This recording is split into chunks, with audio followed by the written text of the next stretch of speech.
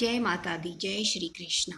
भक्तों, चलिए जानते हैं शाम के समय हमें दीपक किस समय जलाना चाहिए जो हमारी भक्ति स्वीकार हो। शाम के समय हमें दीपक जो जलाते हैं वो हमें प्रकाश रहते हुए, यानी जब तक सूर्य है तब तक हमें दीपक नहीं जलाना चाहिए। जब सूर्य ढल जाता है और संध्या का जन्म हो जाता है उस समय हमें दीपक जलाना चाहिए।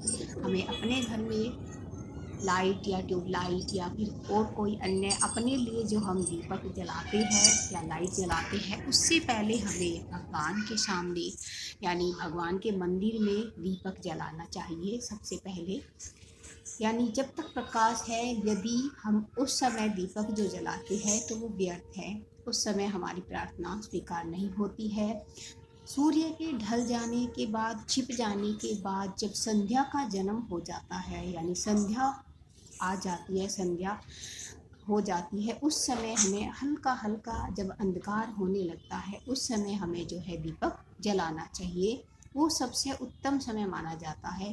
दोनों संध्याओं में ही, यानी दोनों समय में ही हमें जब हल्का प्रकाश होने लगता है और हल्का हल्का अंधकार होता है उस समय हमें दीपक जलाना चाहिए। ना ही पूरा अंधकार हो और ना ही प्रकाश हो। दोनों समय एक सुबह और शाम ऐसे होते हैं जिस समय संध्या होती है। इसीलिए बोला जाता है कि संध्या पूजा आवश्यक है।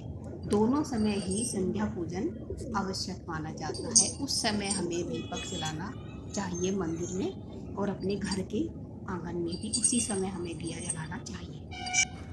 घर के मुख्य द्वार पर भी हमें उसी समय दीपक जलाना चाहिए, और वो दीपक हमारे जब हम बाहर की ओर निकले तो वो हमारे दाहिनी ओर पड़े। इस दिशा में हमें दीपक को मुख्य द्वार पर जलाना चाहिए। हर रोज हमें मुख्य द्वार पर दीपक जलाना चाहिए। तुलसी में भी हमें संध्या के समय दीपक जलाना चाहिए और सुबह के समय पूजन के बाद दीपक जलाना चाहिए। शिव मंदिर में, विष्णु मंदिर में या फिर किसी भी भगवान के मंदिर में हमें लंबी बाती यानी ऊंची बाती का दिया जलाना चाहिए। किंतु यदि माता के मंदिर में हम दीपक जला रहे हैं, तुलसी माता में या तुलसी के पौधे में या फिर दुर्गा माता की, तो हमें लंबी बत्ती का दीपक जलाना चाहिए। ये उत्तम माना जाता है।